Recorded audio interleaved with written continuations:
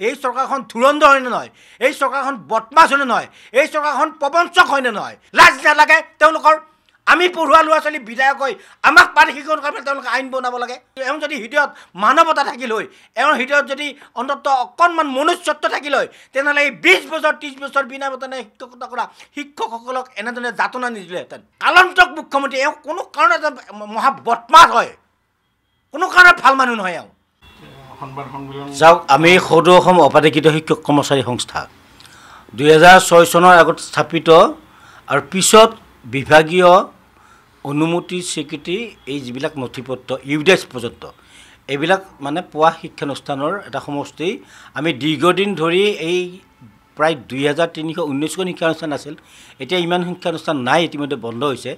এই শিক্ষানুষ্ঠানত কৰ্মৰত শিক্ষক কৰ্মচাৰী আৰু শিক্ষানুষ্ঠানখিনিৰ প্ৰাদেশিকৰণৰ কাৰণে দীৰ্ঘদিন আন্দোলন আৰু ধৰ্ণা কাৰ্যসূচী আপোনালোকে গম পাই যে আমি 19 দিন পৰ্যন্ত আমি অনশনৰ কাৰ্যসূচী লৈছোঁ। এনেকুৱা মুহূৰ্তত মানে আমাৰ 2025 চনৰ জানুৱাৰী মাহত মাননীয় মুখ্যমন্ত্ৰী মহোদয়ে সামাজিক মাধ্যমত আৰু মানে প্ৰেছ কনফাৰেন্স যোগেদিও তেখেতে ক'লে যে 2017-18 যিখন পদ প্ৰাদেশিকৰণ আইনে আমাক প্ৰাদেশিকৰণৰ পৰা বঞ্চিত কৰি ৰাখিছিল, সেই আইনখনৰ মানে পূৰ্ণাংগ সংশোধন কৰি আমাক প্ৰাদেশিকৰণ কৰিব। আৰু তাৰ কাৰণে তেওঁ তেতিয়া কিন্তু এটা কথা উল্লেখ কৰিলে যে আমি তেতিয়া 2017-18 প্ৰাদেশিকৰণ কৰিব লাগিলে মানে বিভিন্ন চৰ্ত আছিল, এই চৰ্তবিলাক আমি নমনীয় কৰিম। বিশেষকৈ মাটি লগা আছিল, ইউডাইছ লগা আছিল বা শিক্ষকৰ মানে নিযুক্তিৰ তাৰিখ, ছাত্ৰ ছাত্ৰীৰ সংখ্যা, এই গোটেইবিলাক নমনীয় কৰি মানে প্ৰাদেশিকৰণৰ আইনখন মানে সংশোধন কৰি আমাক প্ৰাদেশিকৰণ কৰিব। আমি আশ্বস্ত হৈ থাকিলোঁ। এই জানুৱাৰী মাহৰ পৰা আমি কোনো আন্দোলনৰ কাৰ্যসূচী লোৱা নাই, প্ৰতিবাদৰ কাৰ্যসূচী লোৱা নাই, কেৱল মাত্ৰ আমি চৰকাৰৰ লগত যোগাযোগত আছোঁ। এতিয়া আমি মানে সততে শিক্ষামন্ত্ৰীৰ লগত আমি বহিও আছোঁ, আলোচনা কৰিছোঁ। আমাৰ এই 17-18 আইনখনৰ কোনবিলাক ধাৰা উপধাৰা সংশোধন কৰিলে আমি প্ৰাদেশিকৰণ পাম।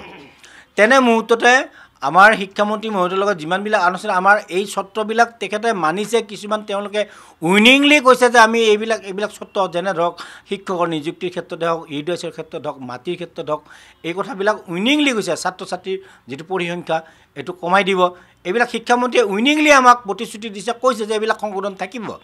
তাৰপিছত যেতিয়া কালি আমাৰ শিক্ষামন্ত্ৰী মহোদয়ে অধিৱেশনত, বিধানসভা অধিৱেশনত যিখন মানে সংগঠনী বিধেয়ক মানে উত্থাপন কৰিলে, ইয়াত আমি দেখিলোঁ যে এইটো মানে গছত গৰু উঠা কথা হৈছে। 17-18 যিখন পদ প্ৰাদেশিকৰণ আইন, যিখন আইনে আমাক দীৰ্ঘদিন ধৰি বঞ্চিত কৰি ৰাখিছে, সেই আইনখনকে কপি কৰি আনি একে নিচিনাকৈ সেই আইনখন পুনৰ লিপিবদ্ধ কৰিছে। মাত্ৰ সংশোধনীৰ একো কথাই নাই।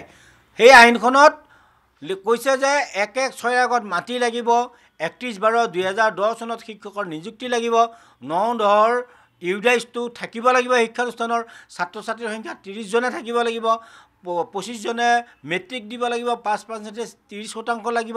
এই আটাইবিলাক পুনৰ লিপিবদ্ধ কৰি তেওঁ সংশোধনৰ নাম দিব খুজিছে আৰু আমাক তাৰমানে বুৰ্বক সাজিব খুজিছে। অসমৰ ৰাজ্যক এই শিক্ষামন্ত্ৰীজনে বা মাননীয় মুখ্যমন্ত্ৰীজনে বুৰ্বক সাজিব খুজিছে। আপোনালোকে গম পায়, জানুৱাৰীৰ প্ৰথম সপ্তাহটোত তেওঁ বহুতকেইটা মানে ফেচবুক লাইভতে হওক বা যিকোনো সংবাদ মাধ্যমত কৈছে যে বসুন্ধৰাত আবেদন কৰি যিখন বিদ্যালয়ে মাটিটো নামজাৰি কৰিছে তেওঁলোককো প্ৰাদেশিকৰণৰ আওতাত ল'ব বুলি, অৰ্থাৎ 25 চনলৈ মানে মাটি থকাৰ ক্ৰাইটেৰিয়া একো নাথাকিব, বিদ্যালয়ত মাটি থাকিলেই হ'ল। কিন্তু এতিয়া আইনখনত উল্লেখ কৰিছে 1-1-6 আগত মানে মাটি লাগিব। এইটো এটা সাংঘাতিক কথা হয়নে নহয়? এই চৰকাৰখন ধুৰন্ধৰ হয়নে নহয়? এই চৰকাৰখন বদমাছ হয়নে নহয়? এই চৰকাৰখন প্ৰবঞ্চক হয়নে নহয়?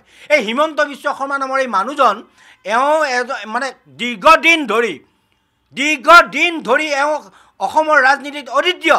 কংগ্ৰেছত থাকোঁতে এওঁ শিক্ষামন্ত্ৰী, বিজেপিত আহি এওঁ 5 বছৰ শিক্ষামন্ত্ৰীৰ পিছত আকৌ মুখ্যমন্ত্ৰী। এওঁ এই শিক্ষা বিভাগৰ কিমান কি আছে সকলো কথা জানে। 17-18 আইনখনে এই অৱশিষ্ট শিক্ষানুষ্ঠানখিনিৰ শিক্ষকখিনিক কিয় প্ৰাদেশিকৰণৰ পৰা বঞ্চিত হৈ ভালদৰে জানে। জানি উঠাৰ পিছত এওঁ এই একে নিচিনাকৈ এখন 17-18 আইনখনকে আকৌ পুনৰ লিপিবদ্ধ এজ ইট ইজ আইনখনত আকৌ লিপিবদ্ধ কৰি আকৌ কৈছে এইটো সংশোধন কৰিলোঁ। অসমৰ ৰাইজবিলাকে সদায় সকলো কথাতে সচেতন নহয়, সকলোৱে নাজানে আইন শিক্ষানুষ্ঠান এখন প্ৰাদেশিকৰণ হ'ব লাগিলে কি লাগে। ভাবিছে আইন সংশোধন কৰিব, প্ৰাদেশিক শিক্ষণৰ আওতাত আহিব। আমাৰ পৰিয়ালবিলাক এতিয়া যথেষ্ট উৎসাহিত হৈ আছে যে আমাৰ দেউতাহঁতৰ মাহঁতৰ বিদ্যালয়বিলাক প্ৰাদেশিকৰণ হ'ব, আমি দেউতাহঁতে দৰমহা পাব, আমি আগতে যিমান অসুবিধা পাইছিলোঁ সিমান সুবিধা পাম। কিন্তু এই ভিতৰৰ কথাবিলাক কি কৰিছে এই মুখ্যমন্ত্ৰীজনে? কালান্তক মুখ্যমন্ত্ৰী, এওঁ কোনো কাৰণত মহা বদমাছ হয়, কোনো কাৰণত ভাল মানুহ নহয়। ভাল মানুহ হ'লে এওঁ যদি হৃদয়ত মানৱতা থাকিল হয়, এওঁৰ হৃদয়ত যদি অন্ততঃ অকণমান মনুষ্যত্ব থাকিল হয়, তেনেহ'লে এই 20 বছৰ 30 বছৰ বিনা বেতনে শিক্ষকতা কৰা শিক্ষকসকলক এনেধৰণে যাতনা নিদিলেহেঁতেন। অসমৰ মানুহক তেওঁলোকে ভোটৰ লালসাত, ভোটৰ ৰাজনীতিত, কেৱল শাসনৰ থকাত ৰাজনীতিত মানুহক এনেই একাউণ্টত পইচা ভৰাই দিছে। আমি বিনা বেতনে শিক্ষকতা কৰি আছোঁ, আমাক প্ৰাদেশিকৰণ কৰি টিউটৰ সাজে, শিক্ষক সাজে, বেলেগ কথা এইবিলাকো আমি বাদ দিছোঁ। আমাক ন্যায় দিব লাগে। আমাৰ পৰিয়ালবিলাক ভৰণ পোষণৰ কাৰণে আমাক এটা সকাহ দিব লাগে। কিয় দিব নোৱাৰে? আৰু টিউটৰ শব্দটো কিয় ব্যৱহাৰ কৰিছে? আমাৰ শিক্ষকবিলাকৰ প্ৰাদেশিকৰণ হওঁতে বিভিন্ন ধৰণৰ যোগ্যতা লাগে। তেওঁলোকৰ বিধায়ক হ'বৰ কাৰণে তেওঁলোকক কিমান যোগ্যতা লাগে? আমি তেওঁলোকক পঢ়ুৱাইছোঁ, তেওঁলোক বিধায়ক হৈছে, লাজ নালাগে তেওঁলোকৰ? আমি পঢ়ুৱা ল'ৰা ছোৱালী বিধায়ক হৈ আমাক প্ৰাদেশিকৰণ কৰিবলৈ তেওঁলোকে আইন বনাব লাগে। আইন বনাই 2319খন শিক্ষানুষ্ঠানৰ এতিয়া অৱশিষ্ট খুব অতি বেছিতে মানে 300 শিক্ষানুষ্ঠান হ'ব, আৰু তাতে 3,500 মান মাত্ৰ শিক্ষক হ'ব। য'ত 20,000 শিক্ষক কৰ্মচাৰী আছিল, ত'ত মাত্ৰ এতিয়া 3,500 শিক্ষক কৰ্মচাৰী। যোৱাকালি আমি হোৱা নাই, এইবিলাক বঞ্চিত হ'ল। এওঁলোকৰ শিক্ষানুষ্ঠানবিলাক ইতিমধ্যে বন্ধ কৰি দিয়া হ'ল। 2022 চনৰ 1 এপ্ৰিলৰ পৰা প্ৰাথমিক বিদ্যালয়ৰ বা এই মানে উচ্চ প্ৰাথমিক বা নিম্ন প্ৰাথমিকত মিড ডে মিল বন্ধ কৰি দিয়া হ'ল। হাইস্কুলবিলাকত মানে একো সুবিধা নিদিয়া হ'ল। ME স্কুলত মানে পাঠ্যপুথি বন্ধ কৰি দিয়া হ'ল। বিভিন্ন ষড়যন্ত্ৰ কৰি আছে এই ভেঞ্চাৰ স্কুলবিলাক বন্ধ কৰিবৰ কাৰণে।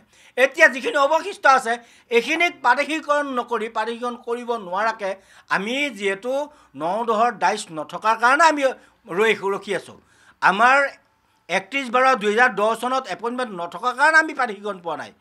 আমাৰ হয়তো কোনো কাৰোবাৰ ছাত্ৰ ছাত্ৰী নোহোৱাৰ কাৰণে এজন ছাত্ৰ ছাত্ৰী কম থাকিলেও প্ৰাদেশিকৰণ নহয়। যদি 29.9 যদি পাৰ্চেণ্টেজ থাকে তেতিয়াও বিদ্যালয়খন প্ৰাদেশিকৰণ নহয়। ইমান দয়া মমতা নোহোৱাকৈ এই ক্ৰাইটেৰিয়াবিলাক ব্যৱহাৰ কৰিছে এওঁলোকে। কিয় আনিছে এই ক্ৰাইটেৰিয়াবিলাক? কি প্ৰয়োজন আছে এইবিলাক ক্ৰাইটেৰিয়াবিলাকৰ?